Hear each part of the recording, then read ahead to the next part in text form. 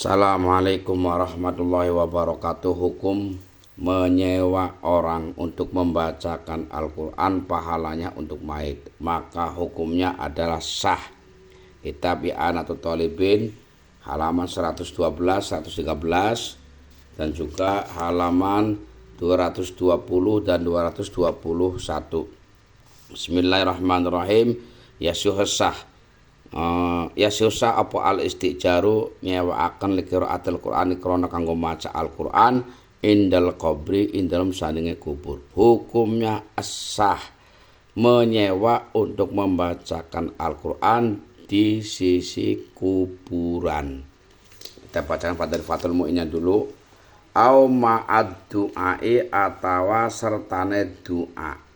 Bimithli ma kelawan padane barang hasola kang hasil apa ma lahu kedua qori minal ajri bayane pahala lahu kedua mayit au li ghairihi atawa kedua liyane mayit akibah ing dalem sakwise qiraah atau pungkasane qiraah.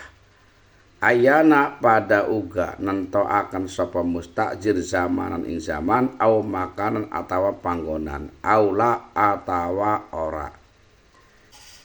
Lihat di sini, harus memenuhi 4 syarat. Yang pertama, al-qira'atu indal qabri, yaitu membacanya di samping kuburan. Ini bagi orang yang disewakan, membaca di samping kuburan. Wal qira'atu la indahu, yang kedua, membacanya bukan di samping kuburan. Lakin ma'ad du'ai tetapi sertane doa akibah ing dalam sawisa qiraah. Yang kedua, membacanya bukan di samping kuburan tapi disertai dengan doa. Wal qiraatu lan maca bi hadratil mustajiri ing dalam ngarepe wong kang nyewa. Wal qiraatu lan maca ma'adzikri sertane eling atau nyebute mustajir fil qalbi ing dalam ati. Satu persatu dulu biar paham bahwa kalimat di sini yang pertama orang yang menyewa membacanya itu orang yang disewakan atau pekerjanya membacanya di samping kuburan. Ini apabila membacanya itu di samping kuburan maka cukup punya niat saja tanpa harus disertai dengan doa itu sudah dianggap cukup. Makanya di sini di tengahnya yang di atas ada keterangan begini. Qauluhu li qiraatil Qur'ani indal qabri ay muddatan ma'lumatan. Artinya disuruh membaca Al-Qur'an di sisi kuburan. Ini kayak di daerah-daerah lain ada yang dibikin taruh di kuburannya. Kemudian selama 40 hari orang suruh baca di situ bergantian sampai khatam. Dibayar berapa umpamanya? 10 juta atau 20 juta. Dengan waktu yang maklumah umpama mintanya 20 hari atau 40 hari. Au qadron atau kira-kira makluman kang wis maklum. Wa illam yu'aqibha orang ngiring-ngiringi sapa qari ing qira'a bidu'a iklawan doa lil maiti maring mayit. Aw lam yuj'al atau ora didadekaken apa ajruha ganjarane qiraah lahu kedua mayit. Artinya bahwa kalau membacanya Al-Qur'an di kuburan secara langsung maka walaupun tidak diakhiri dengan doa untuk mayit atau tidak disampaikannya pahalanya untuk mayit itu sudah dianggap cukup asal membacanya berada di depan kuburan. Li'audi manfaatiya karena bali ke manfaate qiraah ilaihi maring mayit. Karena jelas kalau membacanya itu berada di kuburan otomatis manfaat bacaan untuk mayit atau kuburan yang berada di hadapannya. Binuzulir rahmati kelawan temurune rahmat fi mahalih in dalam panggonane qiraah, karena turunnya rahmat yaitu di tempat di mana kita membaca. Kemudian yang kedua tadi bahwa Di sini ada kalimat wal qiraatu la indahu. Membacanya bukan di samping kuburan, lakin ma'ad du'ai akibaha. Tetapinya harus disertai dengan doa setelahnya membaca. Intinya bahwa di sini apa? Intinya apabila orang yang disuruh membacanya itu adalah tidak di hadapan kuburan, maka harus disertai dengan doa yang jatuh setelahnya membaca. Itu Allahumma ausil wa taqabbal thawabama qara'tu ila apa? Dibacakan itu. Yang ketiga, wal qira'atu bi hadratil mustajir, yaitu membaca di hadapan orang yang menyewa. Umpama di kuburan tidak, ya, atau bukan di hadapan kuburan yang disertai dengan doa, tapi membacanya di hadapan orang yang menyuruh atau menyewakan. Wal qiraatu lan membaca ma'adzikrihi sertane oleh elingi atau nyebut si mustajir fil qalbi ing dalam hati. Jadi ini harus gabung, ini harus istimewa, harus kumpul. Ketika orang yang disuruh membacakan Al-Qur'an untuk mayit, membacanya di hadapan orang yang menyewa, maka orang menyewa harus hadir di dalam hatinya. Hadir dalam artinya menyebutkan bahwa ini pahala bacaan ini adalah untuk si mayit. Ini harus jelas nih. Lanjut di sini.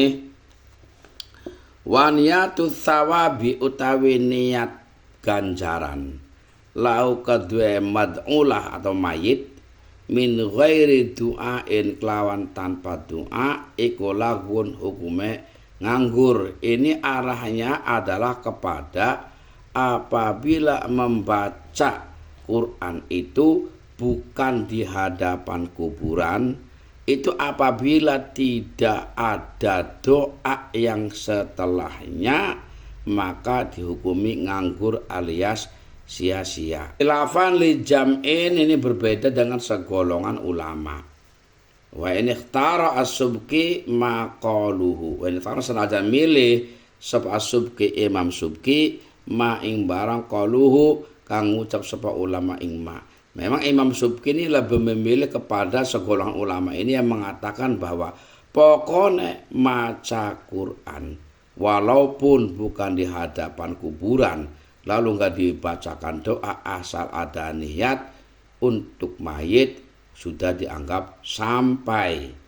Ini wakadha ahdaitu qiraati, begitupun di wakadzal iku kaya mengkono lagun ahdaitu utawi dawu ahdaitu, umpama ahdaitu menghadiahkan sapa ingsun qiraati ing bacaan ingsun au thawaba atawa ing ganjarane qiraah lahu kadhe mad'ulah.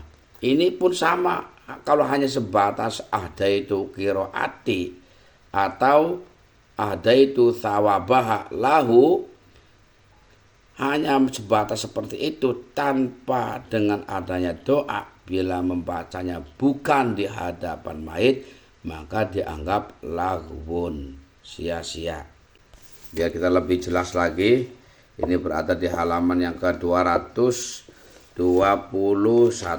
Kita lihat. Lakinna dhahira kalami syarih katufa wa syarhil minhaj yufidu annal qiraat yang satune bacaan bi hadratil mayiti ing dalam ngarepe mayit min ghairi niyati thawabil qiraati kelawan tanpa niat ganjarane bacaan lahu kadue mayit awil qiraati atawa baca la bi hadratil mayit ora ing dalam ngarepe mayit ma'an niyati serta niat faqat maka belaka min ghairi du'ain kelawan tanpa doa akibah in dalam sa'wise qiraah iku la yahsulu ora hasil apa thawabuha ganjarane qiraah lil mayyiti maring mayyit. Maksudnya apa kalimat di sini yang tercantum dalam kitab Tufah dan Syarah Minhaj, bahwa membaca Al-Qur'an di hadapan mayit atau di hadapan kuburan tanpa adanya niat pahalanya bacaan, ini sia-sia. Jadi kalau di hadapan kuburan minimal kita niat bacaan untuk orang yang dikubur.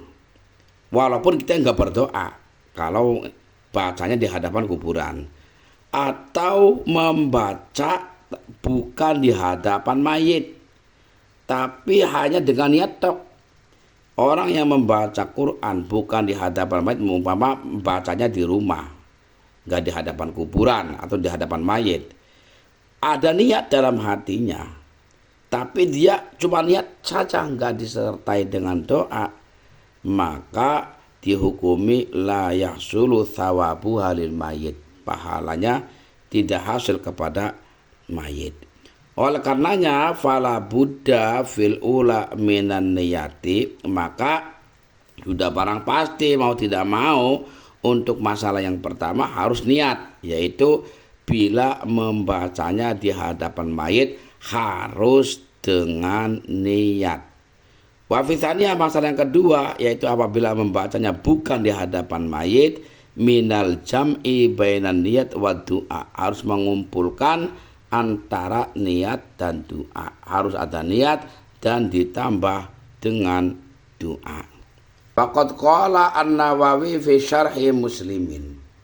Imam Nawawi mengatakan di dalam syarah kitab Muslim, al-masyhuru te kang masyhur min madhhab Syafi'i, saking madhhab Imam Syafi'i, iku annau satune kelakuan iku la yasilu ora tumeka apa sawabu ganjaran qiraah ora tumeka ilal mayit maring mayit. Ini ada dalam kitab Fathul Mu'in yang mengatakan bahwa Imam Nawawi pernah mengatakan dalam syarah Muslim bahwa yang masyhur dari madhabnya Asy-Syafi'i bahwa pahala bacaan itu tidak akan sampai kepada mayit.